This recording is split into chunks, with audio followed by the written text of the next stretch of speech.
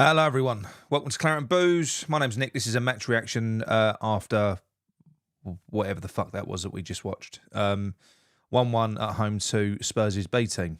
Yeah, great. I weren't going to come on and do this, actually, because I'm really not in the mood. And I'm fed up. I don't really feel like I want to make myself a meme for this lot anymore. I don't think they deserve the passion. I don't think they really do. It's just... This club's a joke, but thanks to Gio told me to get my arse on. He said I'm ruining his routine. But anyway, I've been in a mood all morning. Normally I'm buzzing on the lead up to this game. I've been dreading it. Since the second I woke up, I've been dreading this. I knew what we was going to be getting. I did. And yeah, you can take moments out of the game. There was a couple of good individual performances out of this, but we're shit. Don't deter away from the team that we was just playing. At their best, they're 16th in the league and they've been conceding goals for fun all year. They're shit this season. The manager's finished. He's on the ropes. This game is sandwiched right in between their European semi-final. They made 8 changes. They played a B team. They were crap. They didn't even have a striker on the pitch, and we played 5 at the back. It was tragic. I'm sorry. I don't really know what more to say. Yeah, you can pull a couple of positives out of it. Wan-Bissaka, Wan-Bissaka.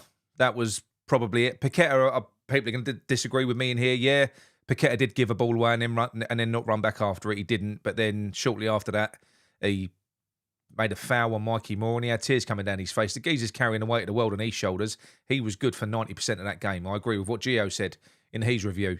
I think he's giving everything for us while he's here.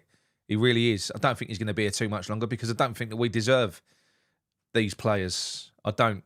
Max Kilman. Oh, we'd have won that if it weren't for Max Kilman's mistake. That weren't Max Kilman's mistake. That was Potter's mistake. The player should have been dropped. He should have been dropped. He's been shit and tragic for weeks and weeks and weeks. He's been awful, screaming to be dropped. He does that. That's on you, Potter. That's your mistake, mate. It is. No surprise. No surprise whatsoever.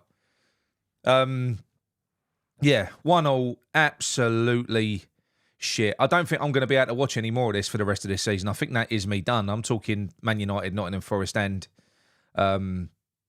Ipswich. It's actually genuinely depressing me now because it isn't just where we are in the table. It isn't just a drab football that we've got. It isn't just a fucking idiot that we've got running the team. Another idiot. It's the fact that he's going to be here and tasked with... That's where West Ham are as a football club now. We've gone and got a manager in on a short-term contract, because it is anyway, even if he sees it out. It's 2.5 years. Well, it'll be 2 years from the summer. We've got another massive rebuild coming. Another one. Another massive rebuild. Because we've gone out and got a different style of manager again. And we've got shining examples sitting there. We're having to rebuild this squad as it is because David Moyes bought all the players and it was only fit for him and not for anyone else. And he left us with the oldest and smallest squad after spending 500 million. Lopetegui comes in. Yeah, go on, you can have your player. 40 million on Max Kilman. We've then got an example from Potter in January with Ferguson. That's his player as well. You heard him in the press conference. I don't know whether it was a slip, but he said, yeah. I'm not going to do the voice. I can't be asked. He said, you always want to do well for your club. No, he didn't say. He said, you always want to do well for yourself, for your family, and also for your club as well, in that order. Yourself, your family, and for your club. That's what he said. The fact of the matter is, people are still, after everything that we're seeing and everything that we've seen at West Ham, where we know full well that it is the wrong thing to do to let managers go out and spend our money to build a team in their own vision when you know they probably ain't going to last 2 minutes anyway. Yet we're still backing them to do it. Fans, I'll call all of you out that have been saying that. Wait until he gets his players. What is wrong with you? How many more examples do you need? Why do you want that to happen? Why do you want Potter to be given club money to be allowed to sell our best players that we've got left to then be given the right to go out and build a team in his image when, based on what we've seen, he's fucking shit and he's going to foul? Because at the start of next season, he's going to have a new problem. The new problem's going to be the players have got to gel. It would have to be a miracle for us to kick on straight away next year. And the likelihood is he'll be sacked pretty quick because he's going to be held up as a sacrificial lamb by Sullivan, by Brady, as the reason why we sold all those big players in the summer. So why are you all so, I love this. What, you know, I can't wait till Potter gets his own players. Why do you want that? We're gluttons for punishment. It's wrong. We've got to go out and get a fucking director of football. It has to happen. I'll tell you now, I'd rather Sullivan bought all the fucking players because at least then it's on us. It's on the club. They're our players that we're brought in. I'd rather he did it than Potter. And I don't want that. I don't want that at all. But how, in God's name, can we be giving that man, how can we be giving that man the keys to this club? We can't get any worse. We can't allow ourselves to get any worse. We are now, because the other three are gone. They're gone. Forget about them. They ain't even been competing this year. So we are the worst Premier League team. Because they're not Premier League teams, the three below us. They didn't even compete. We are the worst Premier League team this season. And we've been creeping down towards that mark over the past few years. You think we're going to get better when Potter gets his own players? It's not even a laughing matter anymore. It's not. It's beyond a joke. Spurs didn't even fucking try today. They coasted through that game. He didn't even feel the urge to make any changes. He had a good bench. Could have for the last 10 minutes. Especially when we made the changes that we made, showing no ambition whatsoever. In the last 10 minutes, we could have gone at that game. The game was dead. It was at a dead pace. You know, both teams, not just Tottenham, West Ham as well, were doing everything they could to kill that game. Whenever there was an opportunity to just fucking kick someone and just stop the game for 5 minutes, they did it. I've never seen a game with more stoppages than that. It was pathetic. It was. It was the worst fucking London derby between us two. You know, normally there's a little bit of fire, isn't there? Normally there is. I get it from Spurs' point of view. This is the thing. I get it from Spurs' point of view. They've got bigger fish to fry, genuinely. They've got a fucking semi-final on Thursday. They've just played. What is our excuse? And he's going to come out in the press conference. He'll be happy. He looked happy. Drawing at home to that lot. Doesn't have any intention or any concern whatsoever about connecting with the fans and giving us anything. You've seen the arrogance from this guy in press conferences. We've seen it. We've seen it. So, yeah, I don't know. I thought it was a wonderful goal from Bowen. Really good. You know, where would we be without him? Let's face it. Where would we be with a it's a handful of these players, really. In my opinion, Areola, because I like Areola, and I think he does an awful lot for us that he doesn't get credit for. Paqueta and Bowen. Wan-Bissaka. I think that's probably about it. I'm not like overly criticising the rest of them, but you just, I don't know. I really don't know. You know, when I saw that we'd gone to a back five, look, James Ward-Prowse has come out, the team. You know, this is another thing as well. How many managers have we had this with? Now, you used to get it with Moyes. You then got it with Lopetegui. And you've had it with us. How long have we been calling for that man, James Ward-Prowse, to be dropped from that starting lineup? How long has it been? How many consecutive shit ghost-like performances have we had to watch where the fans have seen it and they've been screaming for it, but this highly paid wanker on the sidelines just stands there with his hands in his pockets and he does it eventually. And he don't do it because we're telling him to do it. Because number one, if he does, he's weak as piss because he shouldn't really be listening to the fans. But what you expect is that the manager can see what we can see. He's been shit for ages. It's taken him how long? And then eventually, he drops him from the fucking team, doesn't he? Replaces him with Souček, who did what today? Exactly? Please explain to me what Souček did in midfield today. You know, you got Paqueta fucking crying his eyeballs out because they've got Kulusevski, they've got Papasar, and they've got Basuma in midfield up against Souček and Paqueta. That's what they had. I'm just I'm not just depressed about today's game. You know, I'm not. To me, draw, lose, whatever. That's like a loss to me. It is a loss. We're still below them in the table. It meant nothing.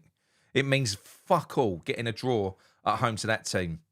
They didn't even get out of second gear. They didn't try. They coasted through. We're an embarrassment. An absolute embarrassment. All the fans that go over there, you know, did you see it at half time? How long it took the fans to get back to their seats? They're all just going, oh, no, do you know what? Fuck that.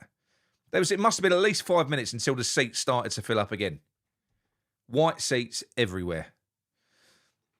No, it's dull. I've got a couple of super chats here. I'm going to call them out. Hang on 1 minute. Leon, very, very kind of you, mate. Thank you very much. Yeah,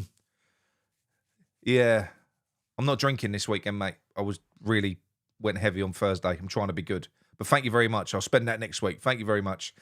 Hamish chat, thanks very much, mate, for more Scottish macaroons. Mate, they're almost gone. They're lovely. They're lovely. Almost gone. And I've got liking trash. So, £5. Get a director of football in and get Marco Silva in at West Ham. It should be that simple. It really should be that simple. Thanks very much, guys, anyway. But it's not going to be. It's not going to be. We're just going to continue running this fucking club like we are at the moment. And the reason that we're doing it, I've already said it, because there can be no other reason. And that is that Potter is being lined up as the next man to take the fall, because we're going to be selling a load of players that a lot of us have got connections with in the summer. Now, me personally, once these players are gone, once you sell Kudus, once you sell Alvarez, once you sell Paqueta, once you sell them players, I'm not going to have any urgency to change your manager. You might as well keep that absolute fucking dullard that we've currently got. You might as well. Because what's the point?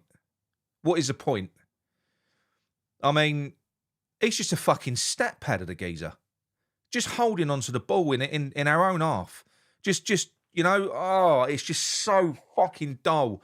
We rarely, in the second half, was a complete non-event. A complete non-event. Both teams just almost waved the white flag at each other. They did. But yeah, I don't know. Ray of Hope says the fans are the problem. Yeah, the fans ain't the problem. It's the passion, mate. You can't ever go at fans for being passionate and for being loyal. Unfortunately, you just can't do that. That's what makes us a little bit different. But it's right.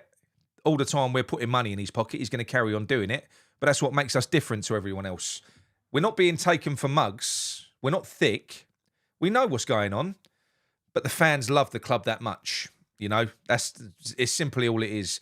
He's taken advantage of people.